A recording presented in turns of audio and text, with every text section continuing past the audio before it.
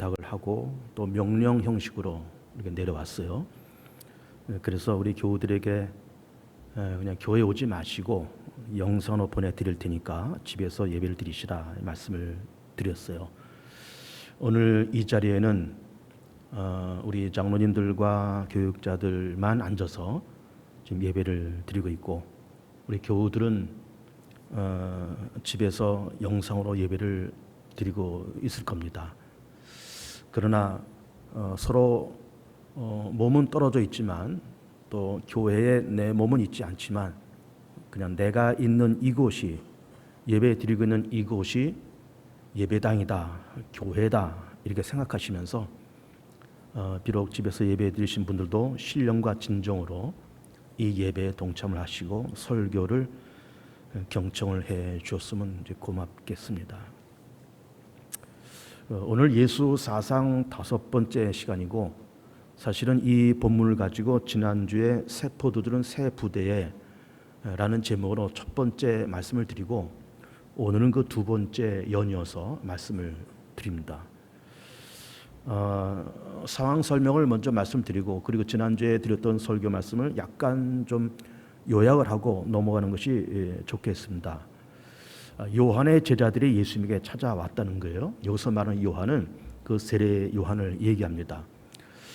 예수님의 그 12명의 그 제자 가운데 상당수는 이미 세례 요한의 제자들이었다, 이런 말씀을 드렸어요.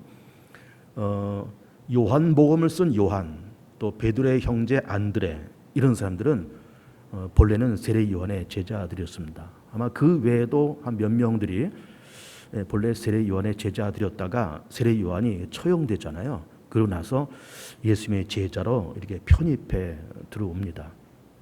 그 사람들이 하는 말이 예수님에게 왜 우리는 금식하는데 당신들은 금식하지 않소? 라는 질문을 이제 던졌다는 거죠. 그래서 유대인들은 이렇게 우선 7월 10일 대속죄일 날 하루 금식하고, 또 신실하고 또 정통적인 그런 유대인들은 하루에 일주일에 2번씩 금식한다, 그랬습니다. 그 유대인들의 금식은 해 뜬 시간부터 해 질 때까지를 금식을 한다, 그랬습니다. 이제 그런 질문을 하면서 예수께서 거기에 대한 답변은, 지금이 잔치인데 잔치 때 금식할 수 있느냐, 그러나 신랑을 빼앗길 때가 있으니 그때는 금식할 거다, 이런 말씀을 하시고 있으면서, 예수님께서 그렇게 3년 동안 공생애 하시면서 3년이 그렇게 길지 않은 시간이라고 그랬잖아요. 그러면서 어쨌든 좀 편안하게 얘기한다 그러면 좀 잘 먹고 힘을 얻어서 막 여기저기 예루살렘, 유대, 사마리아 땅끝까지 다니면서 복음을 전해야 될 그런 시기에 뭐 이날은 금식하고, 또 금식했으니까 또 힘들어서 또 그날은 또 쉬어야 되고, 이러면 일이 자꾸 지쳐야 되고, 그 3년 동안의 시간이 너무 빡빡하기 때문에 지금은 그럴 때가 아니라는 거죠. 물론 금식 자체가 좋은 거긴 하지만 지금 그럴 때가 아니고, 신랑을 빼앗길 날 예수께서 십자가에서 죽으실 때를 얘기하는 것이고, 그때가 되면은 금식을 해야 될 거다. 그러면서 새 포도들은 새 부대에 넣어야 된다, 그렇게 말씀을 이제 우리가 읽었고, 그러면서 이 본문의 내용을 우리가 보는 성경책에서는 금식 논쟁 이렇게 되어 있지만, 제가 새로운 해석, 새로운 제목을 이제 붙여드렸죠. 때와 장소에 필요한 적절한 처세, 이런 제목을 이제 드렸어요. 새로운 제목을 드렸습니다. 그때 그 장소에 맞는 적절한 처세가 필요하다, 이런 말씀을 하시는 겁니다. 그러면서 그러면 그 때와 적절한 처세가 뭘까라고 하는 것을 5가지로 말씀을 드렸어요. 첫째는 구약과 신약, 둘째는 믿기 전과 믿은 후, 세 번째는 어릴 때와 장년의 때, 네 번째는 코로나 이전과 이후, 그리고 5번째는 개봉 중앙교회 이전 모습과 이후의 모습은 어떻게 달라져야 될 것인가라는 것을 얘기하면서, 지난주에는 첫 번째와 두 번째 말씀을 이제 드렸어요. 구약과 신약, 어렸을 때와 장년의 때, 이렇게 말씀을 드렸어요. 그것도 잠시 요약을 하면서 들어간다 그러면은, 구약에서는 율법을 주셨잖아요. 근데 그 율법은 어렵거나 힘든 율법이 아니라 했습니다. 그저 생각이 있고 이성이 있는 사람 같으면은 누구나 다 지킬 수 있는 그 간단한 법이지만은 우리의 욕심과 우리의 어리석음 때문에 그걸 못 지킨다고 했습니다. 그래서 그 간단한 율법 앞에서도 무기력한 존재가 인간이다, 이렇게 말씀을 드렸어요. 그래서 그 율법을 통해서 우리가 얼마나 약한 존재냐, 얼마나 미련한 존재냐라는 것을 발견을 하고 구약의 율법의 잣대로서 그거를 발견하고 그리고 신약에 넘어와서 날 위해서 십자가에서 죽으시고 부활하신 그리스도 앞에 나가서 자복하고 회개하고 죄사함 받고 의롭다함을 인정받고 하나님의 자녀로서 또 그 권세를 인정받고 그리고 나서 다시 구약의 율법으로 유턴해서 이제는 의롭게 되는 차원으로서의 율법이 아닌 믿는 자의 삶의 어떤 윤리, 삶의 어떤 도덕적인 그런 기준으로서 율법을 지키면서 나아가야 된다. 이런 데 말씀을 지난주에 드렸어요. 그리고 믿기 전과 믿은 후는 우리는 믿기 전에는 무엇을 먹을까 무엇을 마실까 전전긍긍하면서 재테크하고 노후를 설계하고 그러면서 살았는데 믿은 이후에는 이제 그런 것들이 다 나쁘다는 말은 아니지만 그것과 더불어서 우리는 우리 죽음 이후에 하나님의 심판, 하나님의 결산, 하나님의 평가를 의식해보자. 그리고 하나님께서 어쨌든 내게 많거나 적거나 달란트를 주셨는데 그 달란트를 감당하면서 한번 살아보자. 그리고 이 땅에 내가 무엇을 남기고 떠날 것인가 라는 것을 생각해보자. 그런 말씀을 지난주에 드렸어요. 그리고 오늘은 세 번째, 네 번째, 다섯 번째 어렸을 때와 장년의 때 코로나 이전과 이후 개봉중앙교회 이전과 이후는 어떻게 달라져야 될 것인가 라는 것을 요약해서 말씀을 한번 드려봅니다. 첫 번째는 어렸을 때와 장년의 때예요. 사실 우리도 다 어린 시절이 있었잖아요. 근데 여기서 말은 어리다, 장년이다라는 거는 어떤 생물학적인 나이를 얘기를 하려고 그런 것이 아닙니다. 뭐 10대, 20대는 어리다, 뭐 30대부터는 장년이다. 그렇게 보는 것보다는 어떤 정신적인 연령, 그리고 어떤 영적인 연령이 낮았을 때, 그리고 영적인 연령이 높았을 때는 어떻게 될 거냐라는 걸 얘기를 좀 해보려고 그래요. 그러니까 생물학적인 나이가 적었을 때나 또 영적인 나이나 어떤 정신적인 연령이 낮았을 때에는 우리는 세상을 어떻게 살았는가 하면은 욕심으로 살았습니다. 욕심, 소유. 예단 내 거여야 이제 직성이 풀리는 거예요. 모든 것이 다 내 거여야 되는 겁니다. 내 소유. 그리고 내 소유를 만들기 위해서는 그 이전에는 언제나 욕심이 발동이 되어야 되는 거예요. 그래서 욕심이 발동돼서 내 거, 소유. 여기에 우리는 전전긍긍하면서 그래 어렸을 때 다 그래 살아왔어요. 우리 다 그랬잖아요. 우리 어렸을 때 형제들 간에도 뭘 가지고 싸웠습니다.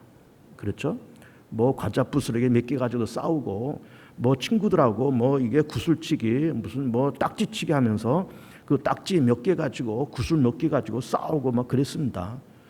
어렸을 땐 다 그랬습니다. 지금 생각해 보면 참 유치하잖아요. 뭐 그거 과자 부스러기 몇 개 가지고 싸우고 뭐 그 딱지 몇 개 가지고 싸우고 이렇게 어른이 된 다음에 그때를 회상해 보면은 참 너무 창피한 거예요. 유치하게 짝이 없고. 근데 그때는 그걸 목숨 걸고 다 그런 거 해왔습니다. 어렸을 때는 소유와 욕심과 내 것을 추구하면서 그렇게 살아왔어요.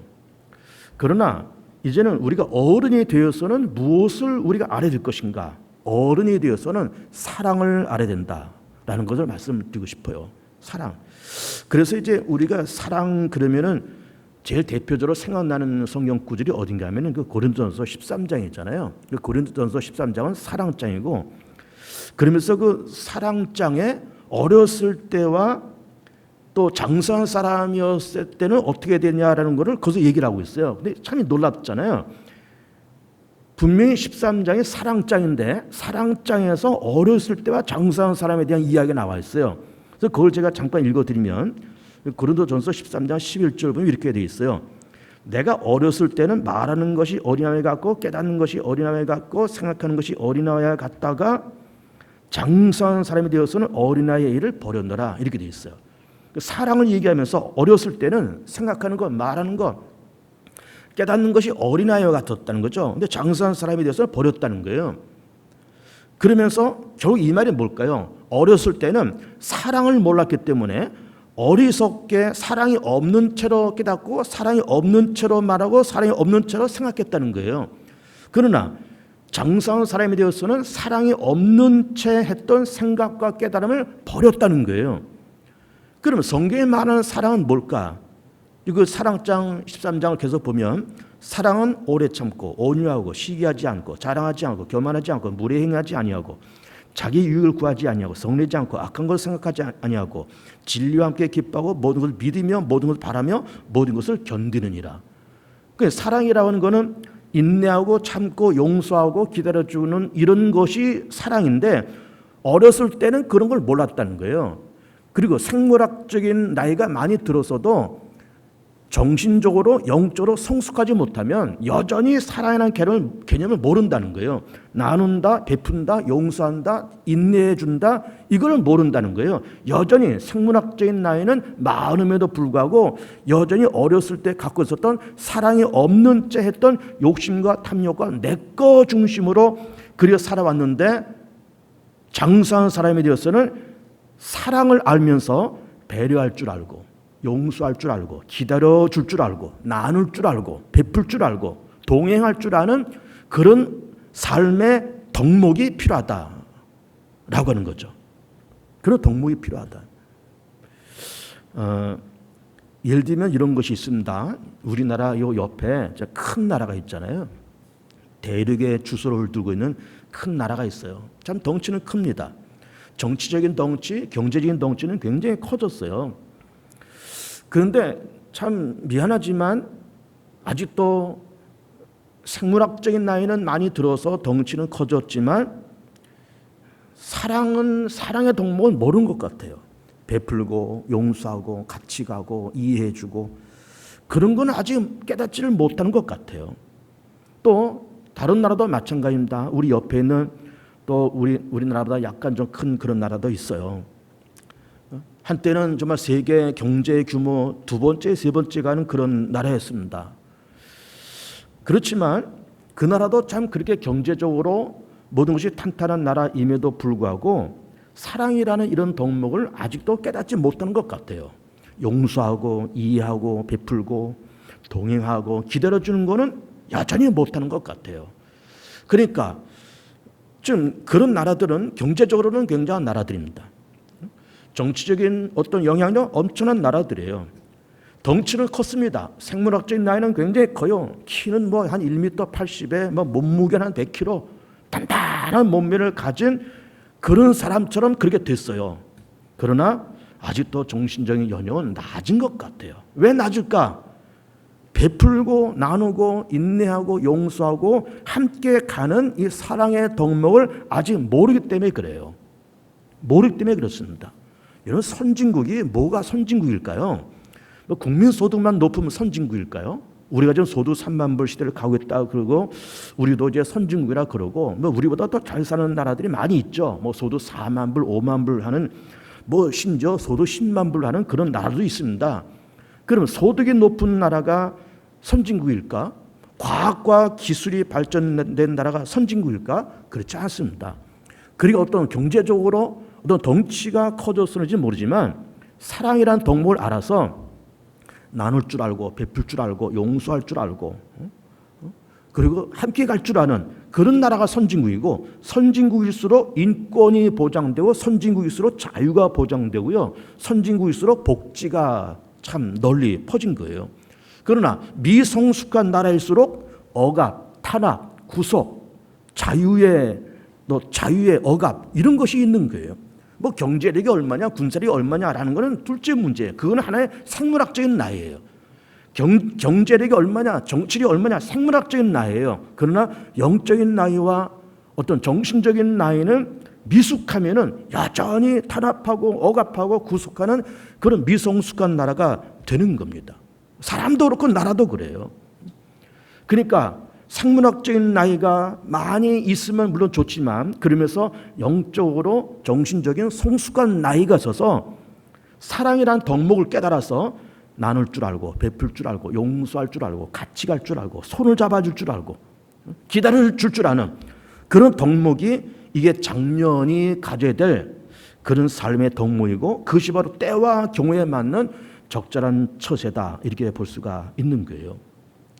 그 다음에 이제 오늘 드릴 두 번째 말씀은 코로나 이전과 이후를 한번 얘기를 해볼게요. 사실은 참 코로나라는 말 자체도 참 이제 쓰기가 참 짜증날 만큼 이제 너무 권태롭습니다. 이제 모든 것이 코로나 말 자체가 이제 권태로워요. 너무 기니까 또 이것이 또 언제 끝날지 알 수가 없어요. 지금 2단계가 발표됐는데 3단계까지 갈 우려도 다분히 있어서 참 답답합니다. 그래서 이제는 코로나가 언젠가는 끝나기는 끝나겠지만은 끝나고 나서도 코로나 이전 시대로 모든 것이 돌아가기는 참 어려운 때가 되었다 이렇게 보는 거예요. 참 모든 것이 어려워요. 그래서 이제는 교회도 그렇고 이제는 경제 규모도 그렇고 모든 것도 그렇고 이제는 이 코로나 시대를 우리가 이제 거쳐가면서 그전에 우리는 막 성숙, 발전, 성장 이런 화두가 유행했었습니다. 그렇잖아요. 막 교회도 막 부흥돼야 되고 뭐 1년에 몇 프로씩 몇 명씩 등록하고 뭐 새신자가 생기고 뭐 구역이 몇 개씩 늘어가고 교회가 몇 프로씩 뭐 이렇게 성장되어 가고 뭐 이게 일반 기업 안에서도 일반 경제계에서도 올해는 몇 프로 성장해야 되고 매출이 이만큼 돼야 되고 그러면서 막 으쌰으쌰하면서 막 성장 뭐 발전 이렇게 이제 으쌰으쌰하면서 여기까지 왔는데 뭐 그렇게 해서 우리나라가 여기까지 온 거는 다행이지만 이런 코로나 시대가 터지면서 이제는 성장과 성숙과 발전의 그런 화두보다도 우리에게 더 절박한 화두는 뭔가 하면은 이제는 유지, 관리, 보존이에요. 어떻게 하면 교회를 유지할까? 어떻게 하면 이제는 구역과 교회학교를 유지할까? 관리할까? 어떻게 하면 보존할까? 성숙과 부흥이 아닌 부흥과 발전이 아닌 유지, 관리, 보존이라고 하는 것이 우리의 화두가 되어야 될 것이고 우리의 생각이 그렇게 되어야 될 것 같습니다. 개봉중학교를 어떻게 유지, 관리, 보존할까? 구역, 교학교 어떻게 유지, 관리, 보존할까? 또 기업에서는 그 기업을 어떻게 유지, 관리, 보존할까라고 하는 그런 생각을 우리는 깊이 해야 됩니다. 발전과 성숙은 부흥과 발전 이런 거는 우리가 코로나 이전에는 그렇게 해왔지만 그 나쁜 것은 아니지만 이제는 유지, 관리, 보존하는 쪽으로 우리의 생각을 바꿔야 되지 않을까라는 생각을 해보는 거예요. 그러면 사실은 이 코로나 때문에 가장 큰 타격을 받은 데가 사실 교회입니다. 참 안타깝고 슬프게도 교회가 가장 큰 타격을 받아요. 보세요. 오늘도 지금 우리 정로인들하고 교육자 몇 사람 앉아서 한 10대 명에서 예배를 드리고 있는 거예요. 아니 세상에 우리 교회가 한 3,400명 예배 드리는 그런 교회가 한 10명 남짓 모여서 예배를 드리고 있어요. 교학교는 뭐 전부 다 문을 닫았고 다 영상 예배를 드리고 있고 이 무슨 야단인지 모르겠습니다. 좀 너무 안타까워요. 뭐 그렇게 해서 코로나가 빨리 끝나서 이전으로 회복되면 다 다행이지만은 이전처럼 정말 경제도 부흥되고 뭐 이렇게 교회도 막 으쌰으쌰 전도하고 부흥되고 발전되는 그런 시대로 회복되기는 참 어려울 것 같아요. 참 모든 것이 안타깝고 이 코로나 사태 때문에 가장 타격을 받는 것이 교회예요. 학교도 마찬가지고 그리고 소상공인들이 또 중소기업 소상공하는 사람들 여행업, 관광업, 스포츠, 공연예술 다 엄청난 타격을 지금 받고 있습니다. 정말 예전으로 돌아가기는 거의 불가능할 만큼 어려운 시대가 되었습니다. 그러나 그 어려운 시대지만은 우리의 가슴 속에 어떻게 하면은 우리 대한민국을 어떻게 하면은 교회를 어떻게 하면은 우리 가정을 어떻게 하면 내 기업을 유지, 관리, 보존해야 될까라는 것을 우리는 생각을 해야 됩니다. 유지, 관리, 보존. 어떻게 유지할 거냐? 어떻게 관리할 거냐? 어떻게 보존해 나갈 거냐? 좀 더 현실적으로 이걸 얘기한다 그러면 어떻게 생존할 거냐? 어떻게 생존할 거냐? 여기까지 우리가 생각을 해야 됩니다. 더 현실적으로 얘기하면 어떻게 살아남을 거냐? 이걸 우리가 생각을 해야 돼. 어떻게 교회가 살아남을 거냐? 어떻게 우리 기업이 살아남을 거냐? 뭐 부흥, 발전, 성장은 둘째치고 어떻게 살아남을 거냐? 이걸 우리가 깊이 고민할 때가 되었습니다. 그래서 우리가 아픔을 감수하면서 거품을 덜어내고 정말 필요 없는 것은 덜어내고 정말 필요한 거를 붙잡고 교회가 정말 버려서는 안 될 게 뭐냐? 버릴 수 있는 것은 물론 버려야 되지만 정리할 것은 정리해야 되지만 버릴 수 없는 그건 뭐냐? 라는 걸 딱 잡고 정말 살아남으려고 발버둥치고 유지관리 보존하기 위해서 우리는 많은 생각과 기도가 필요한 때다 이런 말씀을 드리고 싶은 겁니다. 그리고 이제 오늘의 마지막이고 그리고 또 예수 사상 5번째 세포들은 새 부대라는 이 제목의 마지막 5번째 말씀을 드리고 싶습니다. 개봉중앙교회가 2020년도를 기점으로 해서 이전과 이후는 어떻게 달라져야 될 것인가라는 것을 좀 몇 가지 요약을 해 볼게요. 안타깝게도 우리는 그간 20년도가 올 때까지 교회에서는 참 별일이 다 많았습니다. 강단에서 공적인 자리에서 이러저러한 얘기를 하는 것이 참 어렵지만 다 우리가 알고 공감하듯이 그간의 교회에서는 참 별별 일이 다 있었어요. 어쨌든 그냥 폐 일어나고 지금까지 온 것은 그냥 그렇다라고 치고 이제 우리 교회도 새 포도주를 새 부대에 담을 때가 됐다라는 생각을 해봅니다. 그러면서 분명히 이제는 어떤 교회에 사람을 바꾼다, 재정을 바꾼다 그런 것이 아니라 우리 개봉중앙교회는 문화가 바뀌어야 되겠다는 생각을 해봅니다. 개봉중앙교회가 갖고 있는 어떤 문화 이걸 바꿔야 되겠다. 바꿀 것은 바꾸고 버릴 것은 버리고 정말 아프지만 우리 개봉중앙교회 잘못된 문화면은 그걸 버리고 우리가 받아들여야 될 새로운 문화라 그러면은 새로운 문화를 우리가 받아들일 때가 됐다라는 생각을 해보는 거예요. 지나간 시간은 한번 잊어버리자 했습니다. 안타까운 일도 많았고 아쉬운 일도 많지만 그냥 잊어버리고 이제는 무엇을 해야 될 것인가라고 하는 것을 3가지를 한번 감추어 볼게요. 첫 번째는 이제는 평가하는 교회가 되지 말자 하는 말씀을 드리고 싶습니다. 이제 평가하는 교회가 되지 말자.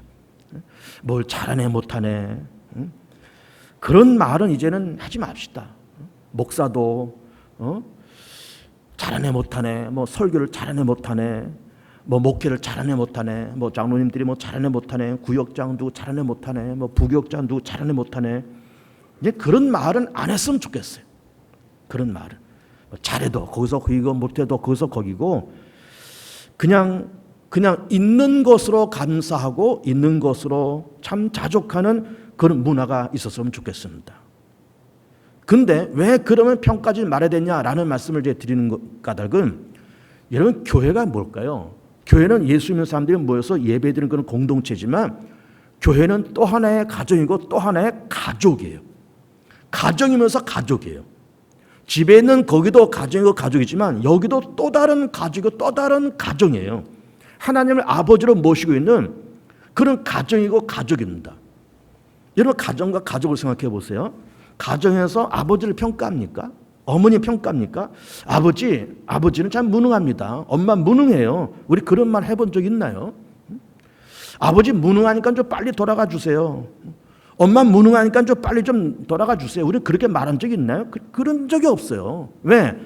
가족이니까.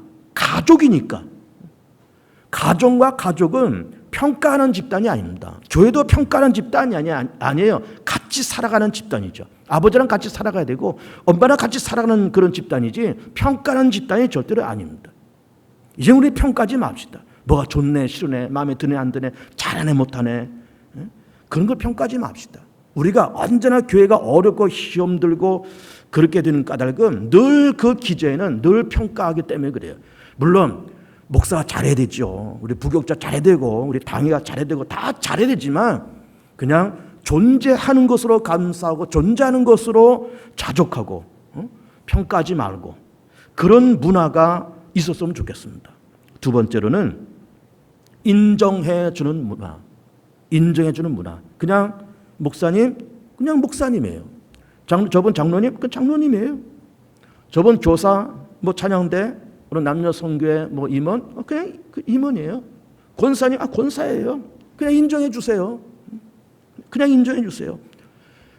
하나님이 세우셨고 동시에 여러분이 세웠고 저도 여기 괜히 있습니까? 하나님이 개봉중앙교회 담임 목사 갈아서 여기 왔고 여러분이 위임해서 여기 있는 것이고 또 우리 장로님들도 하나님이 세우시고 여러분이 공동회에서 이렇게 투표해 줘서 세운 분들이에요.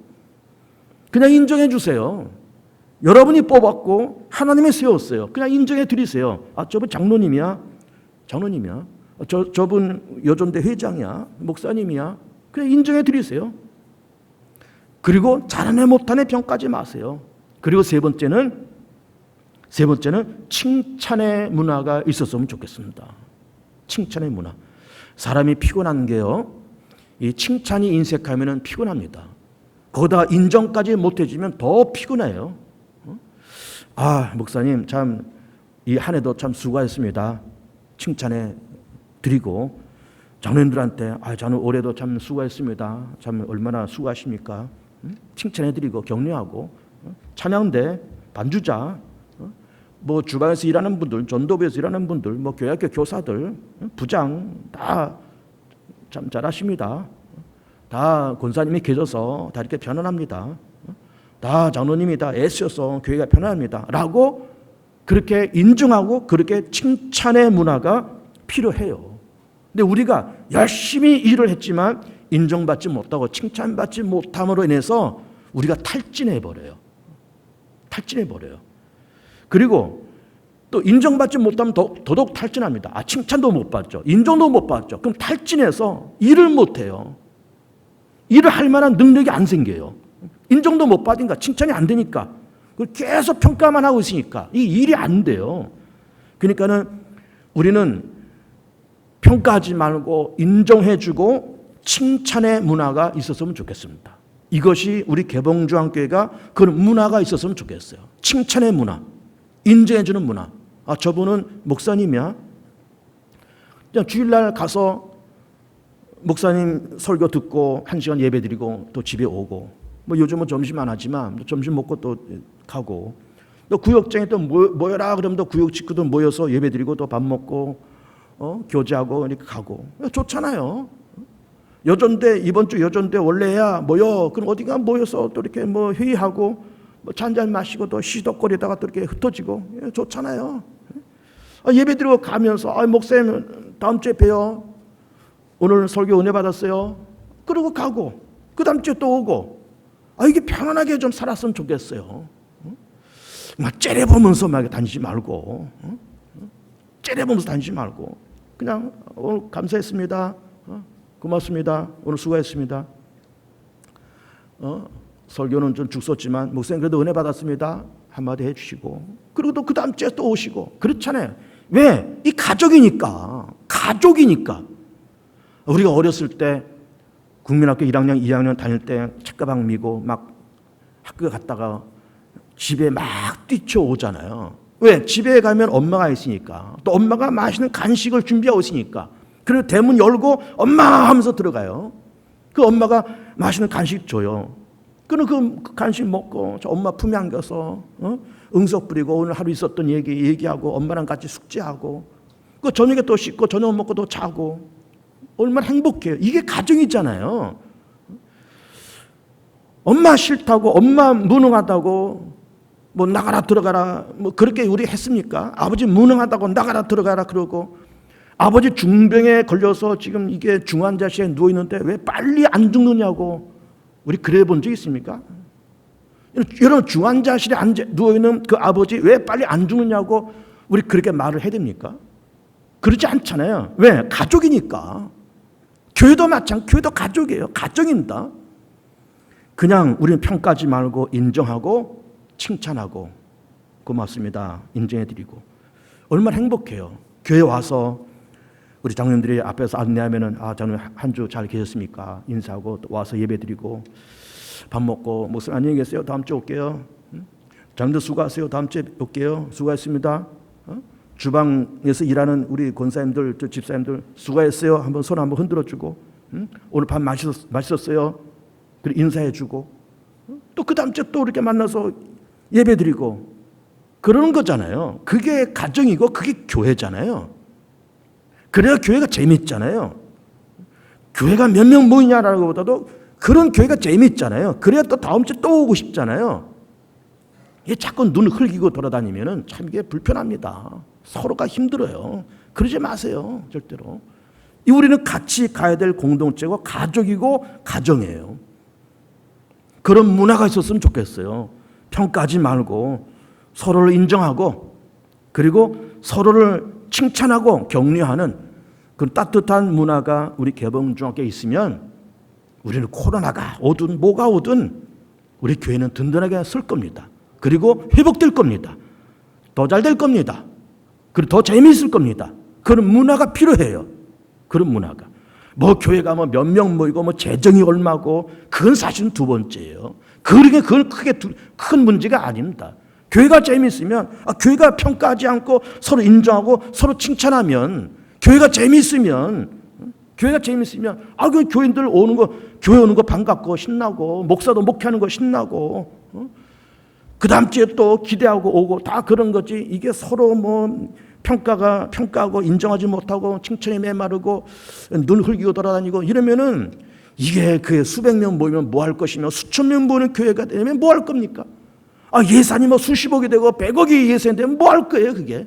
다 그건 모래 위에 지은 집이지. 그러니까는 교회가 건강하려고 그러면은 문화가 잡아야 된다. 문화가 자리를 잡아야 된다. 그 문화는 평가하지 않고 인정하고 칭찬하고 격려하는 따뜻한 문화가 개봉주학교 안에 있으면 얼마가 모이는 교회가 됐든 예산이 뭐 어떻게 됐든 재정이 어떻게 됐든 그건 둘째고 재미있고 행복한 교회가 될 겁니다. 그래서 우리가 이제 코로나 전국을 지나가면서 바라기는 5가지를 말씀을 드렸어요. 구약 신약 믿기 전 믿은 후 어릴 때 작년회 때 코로나 이전과 이후 그리고 제일 중요한 건 마지막입니다. 우리 개봉중학교는 2020년도를 지나가면서 그런 문화가 필요하다.